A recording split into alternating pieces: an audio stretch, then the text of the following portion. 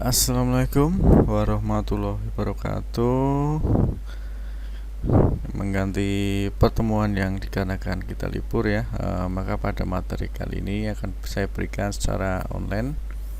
Nanti teman-teman silakan ya untuk dipelajari, dan nanti ada latihan, silakan untuk dikerjakan. Oke, pada pertemuan kali ini ya, di sini kita akan membahas tentang database ya. Mungkin di sini teman-teman sudah sering mendengar ya tentang database ya teman-teman ya. Oke, dalam gambaran nih teman-teman ya. Database. Nah, database itu apa sih teman-teman ya? Jadi di sini dalam sebuah database itu dia itu terdapat beberapa kumpulan data. Nah, di mana nanti data itu akan terorganisir.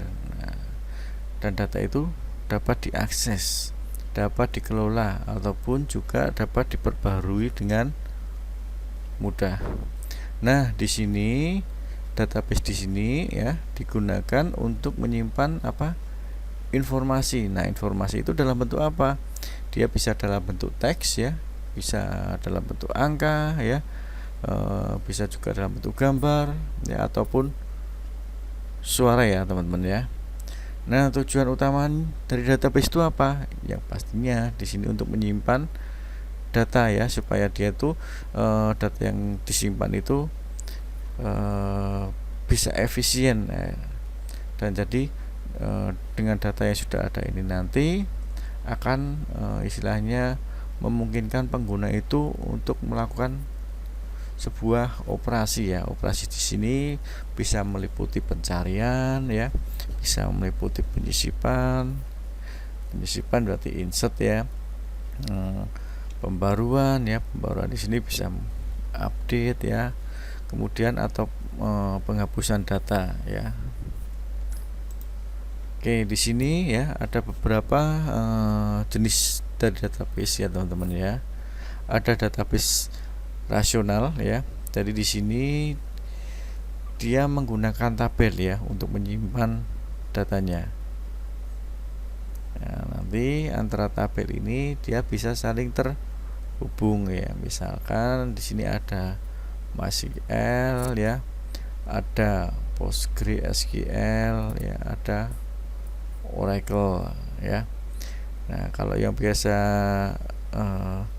kita gunakan nih, misalkan untuk kalangan istilahnya bukan perusahaan ya, personal ya. Nah, mungkin kita biasa menggunakannya pakainya MySQL. Tapi kalau untuk skala perusahaan ya yang sudah kerjasama dengan Oracle ya, dia menggunakan Oracle. Nah, selain database rasional, ada database non rasional atau NoSQL ya.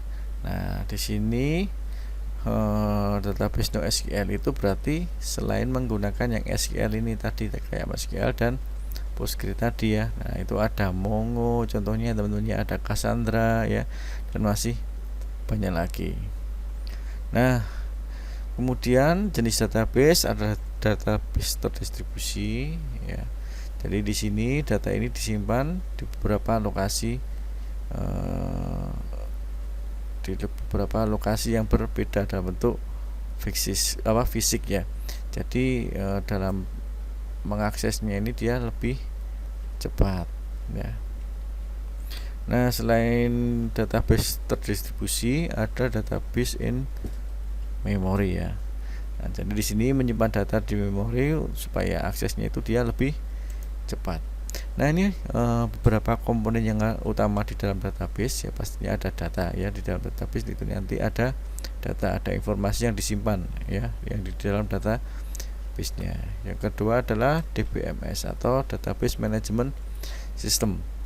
Nah, jadi di sini DBMS ini dia adalah perangkat lunak yang nanti akan digunakan untuk mengelola database. Nah, supaya nanti pengguna itu dapat istilahnya berinteraksi dengan data yang ada. Nah, kemudian ada skema ya, atau struktur yang mendefinisikan bagaimana sebuah data itu nanti akan disimpan. Nah, di sini bisa berupa tabel, kolom ataupun tipe datanya. Nah, yang keempat ada query. Nah, query di sini dia adalah permintaan ya. Permintaan apa? Permintaan yang digunakan untuk memanipulasi data yang ada di dalam database. Nah, ini kalau menggunakan bahasa SQL. Ya, teman-teman ya, itu tadi komponen utama dari database. Kemudian ada beberapa fungsi dari database ya, pastinya ini untuk menyimpan data ya. Kemudian memudahkan pencarian data. Yang jelas menyediakan keamanan ya.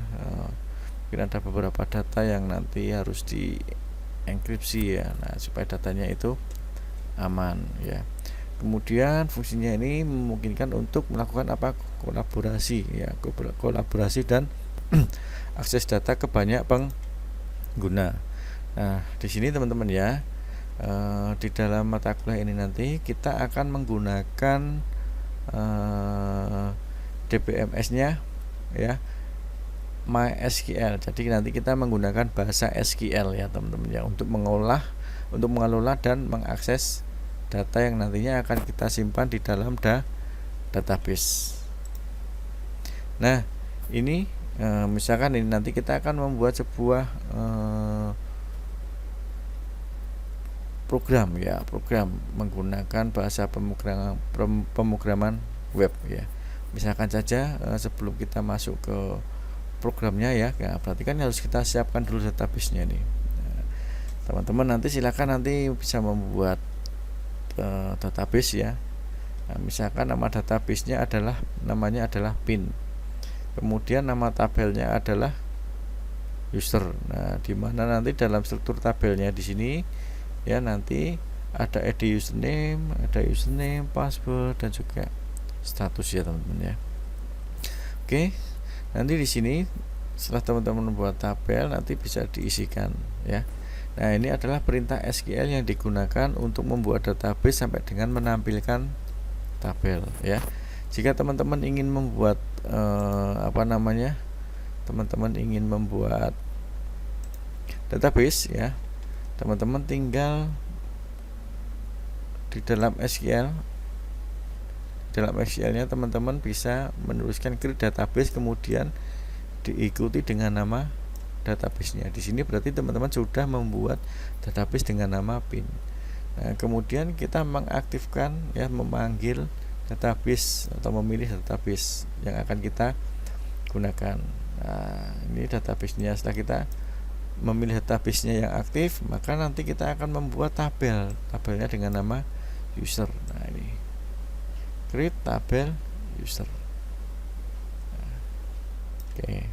Jadi di sini kalau teman-teman kesulitan ya, nanti teman-teman bisa membuatnya melalui PHP MyAdmin saja ya.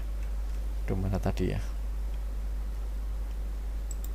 Nah, ini di sini adalah perintah untuk menampilkan tabel ya, tabel yang ada di dalam database tersebut.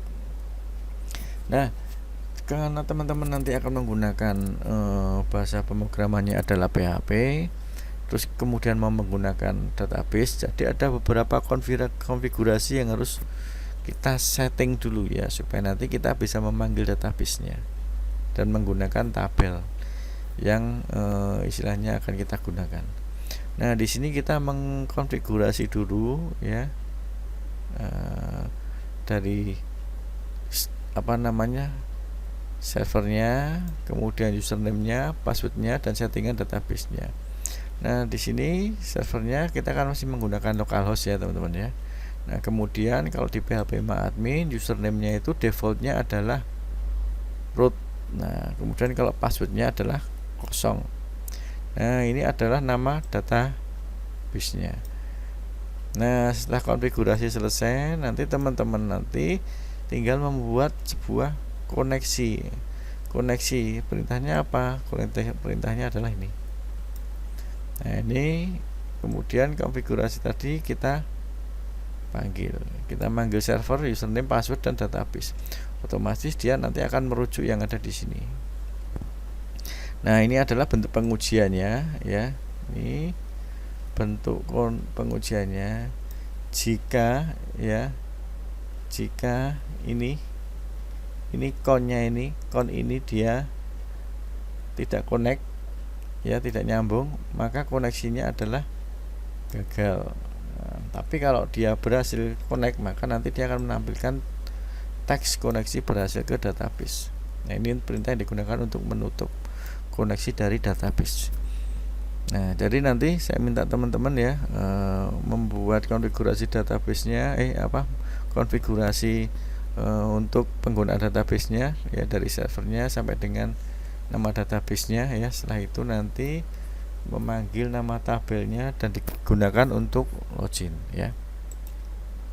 Oke, ini tadi materi untuk database-nya. Nanti kita akan mencoba untuk praktek ya teman-teman ya. Oke, sebelum kita praktek, ada satu materi lagi ya teman-teman ya. Ada satu materi lagi, yaitu tentang session. Nah, session. Oke, session. Mungkin di sini sudah ada yang pernah menggunakan session ya. Dan secara tidak langsung teman-teman itu sudah pernah menggunakan session. Nah, di mana sih teman-teman menggunakan session? Ya, mungkin waktu teman-teman membuka websitenya sistem akademik ya, teman-teman kan harus login nih. Nah, login nih. Setelah login, nah, otomatis nanti itu session itu pasti akan dibuat. Nah, session itu nanti akan bisa kita gunakan di berbagai halaman ya, di berbagai halaman dalam sebuah halaman web tersebut ya. Nah, oke, session ya teman-teman ya. Session di dalam PHP. Jadi di sini session di dalam PHP ini dia itu berupa mekanisme yang digunakan untuk menyimpan data. Data ini disimpan sementara ya. Jadi data ini disimpan sementara dari sisi server ya, selama pengguna itu nanti berinteraksi dengan sebuah halaman web ya. Nah, di sini ya kita ini dapat menggunakan session. Jadi kalau kita sudah membuat session ya, kita bisa menggunakan session itu berulang kali. Nah, kemudian session ini ya, dia itu sifatnya dia spesifik. Nah, spesifik untuk setiap pengguna, dia mempunyai nama session yang berbeda ya. Jadi session itu bisa kita gunakan, bisa kita akses ya, selama sesi itu masih berlangsung. Nah, kalau misalkan sesi itu sudah terhapus, nah, otomatis ya kita tidak akan bisa menggunakan session itu. Nah, kapan session itu akan terhapus? Kapan sesi itu akan terhapus? Nah, yang pertama, saat teman-teman menghapus session ya, kalau pas logout, nah itu otomatis teman-teman itu sudah menghapus session. Nah, yang kedua, nah teman-teman login nih ke halaman web. Nah, maka session itu nanti dibuat ya, setelah login session dibuat. Nah, setelah dibuat, komputernya itu teman-teman diamkan saja. Misalkan didiamkan di sini, teman-teman tinggal makan misalkan ya, atau mandi. Nah, kemudian setelah datang lagi, nah teman-teman nanti setelah mau menggeser halaman ini, dia langsung mendirect ke halaman login lagi ya. Maka teman-teman harus melakukan login lagi sebelum masuk ke halaman yang sebelumnya tadi. Nah, di sini kenapa teman-teman kok harus login lagi? Karena session yang sudah dibuat tadi dia terhapus ya, terhapusnya karena ada batas waktunya. Nah, di sini batas waktu di sini bisa dilakukan pengaturan ya teman-teman ya. Oke, ini tadi tentang session ya teman-teman ya. Oke, ini fungsi session tadi secara tidak langsung ya, tadi sudah saya sebutkan ya. Nah, di sini adalah perintah yang digunakan untuk membuat sebuah session ya teman-teman ya. Nah, kita ingin memulai sebuah session. Nah, ini perintah yang digunakan. Dan perintah ini perintah yang digunakan untuk membuat session. menyimpan session. Jadi di sini kita membuat session dengan nama username. Nah, isi sessionnya adalah user 123. Kemudian saya membuat session dengan nama status, ya, isinya adalah aktif.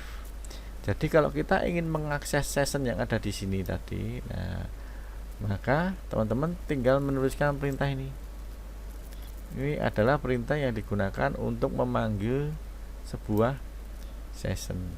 Jadi di sini $_session username, ya, berarti nanti di dalam tampilan halaman web yang keluar adalah user 123. Kalau yang status nanti yang keluar adalah aktif. Kemudian ada unset session username.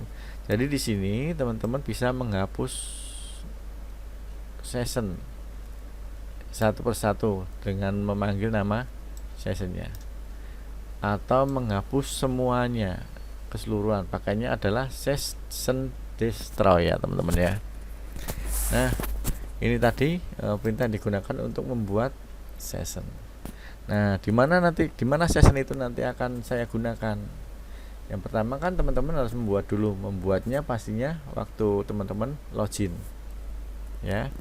Nah, dalam login itu nanti akan berinteraksi dengan database, ya. Nah, kalau misalkan username passwordnya ada, maka otomatis dia sessionnya kita buatkan.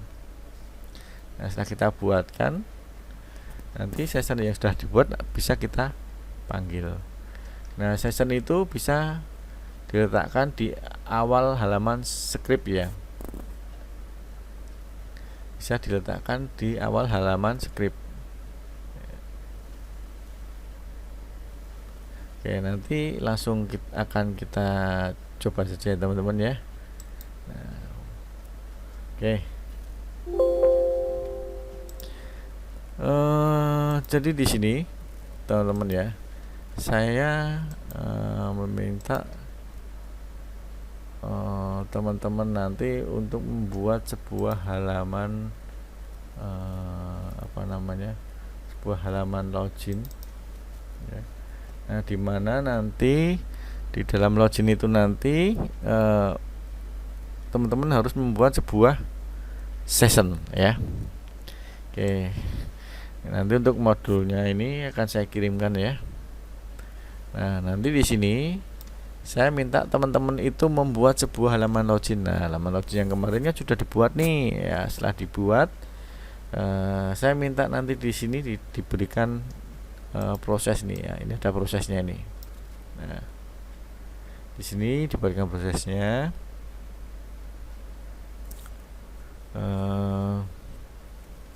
Kemudian nanti di sini kalau login, ya, kalau misalkan username dan password ditemukan, maka nanti akan diarahkan di halaman dashboardnya sini.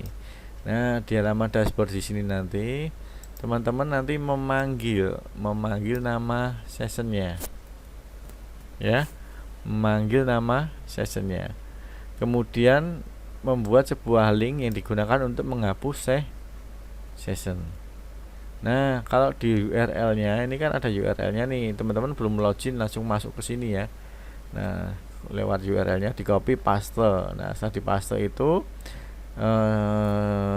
jangan sampai setelah dipaste itu kita bisa masuk di halaman ini, ya. Jangan sampai bisa masuk di halaman sini, jangan sampai bisa masuk di halaman sini. Jadi harus diberikan validasi, ya. Jadi kalau dia belum login, ya, maka nanti halaman ini nanti tidak bisa diakses. Halaman ini tidak bisa diakses, ya. Halaman ini tidak bisa diakses. Oke. Kemudian sebelum masuk ke sini, teman-teman nanti silahkan membuat sebuah database, ya, dengan nama pin, nama tabelnya user. Kemudian ini adalah fieldnya. Nah, setelah selesai, ya, membuat tabelnya dan fieldnya, nanti silakan pilih insert, masukkan satu data, ya. Nah, misalkan username-nya siapa, Ini saya pakai auto encryptment ya, yang untuk edit username. Jadi nanti kalau pas insert tidak usah diisikan, dikosongkan saja. Nah, nanti setelah selesai teman-teman nanti memasukkan username-nya apa, nama penggunanya siapa, password-nya siapa, statusnya apa. Nah, di sini nanti untuk password-nya teman-teman silakan ya menggunakan enkripsinya pakai SHA-1. Nah, misalkan nih saya teman-teman. Ini ya, insert. Ini username-nya saya pakai nama Dini. Ini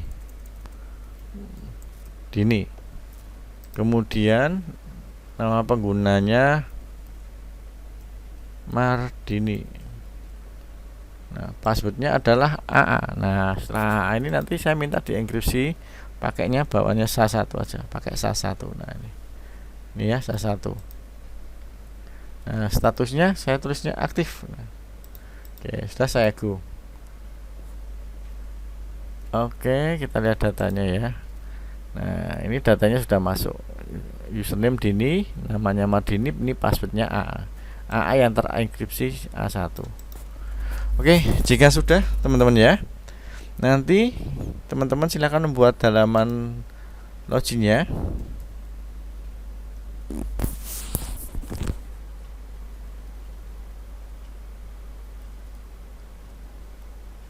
Namanya teman-teman bebas ya.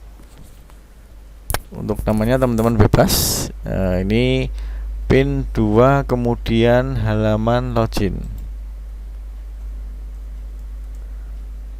Halaman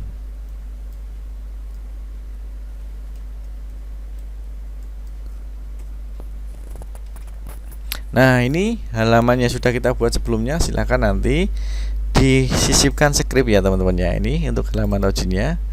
Nah, berarti ada beberapa yang harus teman-teman perhatikan. Ini mana ya?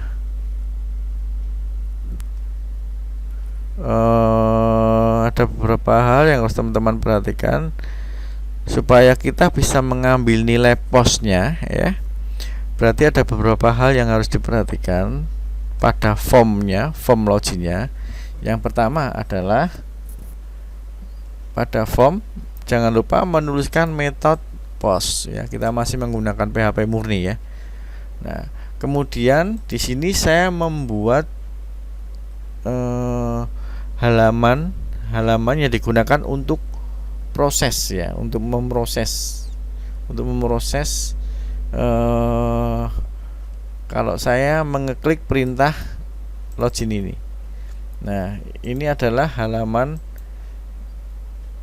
login.php ini yang digunakan untuk memproses ini kalau saya ngeklik login. Jadi kalau saya ngeklik ini login ini saya ngeklik login yang ada di sini, maka nanti akan diarahkan di folder proses kemudian login.php, berarti yang ini ya. Nah, ini adalah perintah yang digunakan untuk ini mengkoneksikan database-nya ya. Kemudian ini mengambil nilai postnya tadi ya. Makanya di sini tadi harus ada metode post supaya kita bisa mengambil nilai post yang ada di sini. Ini ya. Name nih ya. Nah, kita bisa ambil nilai yang di sini. Kemudian kita ngecek ya. Username dan username passwordnya ini saya cek di dalam tabel user ini ada enggak. Nah, kalau ada maka saya ingin menampilkan datanya. Nah, setelah datanya saya tampilkan, saya membuat sebuah session yang nantinya akan saya panggil ya. Nah, tapi kalau datanya di sini enggak ada ya. Kalau dia nggak ada, kalau kosong ya, kalau kosong berarti ini nanti akan muncul tulisan username atau password salah, kemudian didirect lagi ke halaman login ya. Misalkan ini tidak ada ya. Misalkan ini saya belum memberikan validasi ya, jadi langsung diarahkan di halaman sini. Yang mana ya, halaman terus login ini ya, halaman login sini akan didirect ke sini. Kalau username passwordnya salah nanti mana ya, ini ya, nah ini ya, nah salah dia, maka diarahkan ke sini lagi. Nah terus tadi namanya apa ya, Dini ya, Dini, passwordnya adalah oke, saya klik login. Nah kalau ada maka akan diarahkan di sini. Nah ini tadi saya memanggil sebuah session di halaman sini.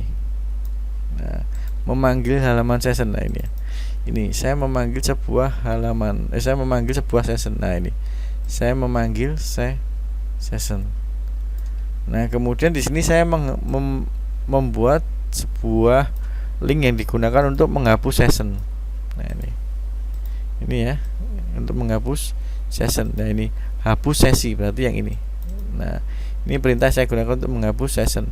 Setelah dihapus maka dia diarahkan ke halaman login. Nah ini proses yang ada di sini adalah proses untuk bentar ini mengkonfigurasi dulu. Saya ingin mengkonfigurasi servernya apa, username-nya apa, passwordnya apa, database-nya apa. Setelah sudah saya konfigurasi, saya membuat koneksi database dengan memanggil konfigurasi PHP tadi. Kemudian saya mengkonekkan database ini ya, pakai CLI connect. Oke ya teman-teman ya, nanti kira-kira seperti itu untuk tugasnya, nanti silakan dikerjakan ya. Terima kasih sebelumnya. Assalamualaikum warahmatullahi wabarakatuh.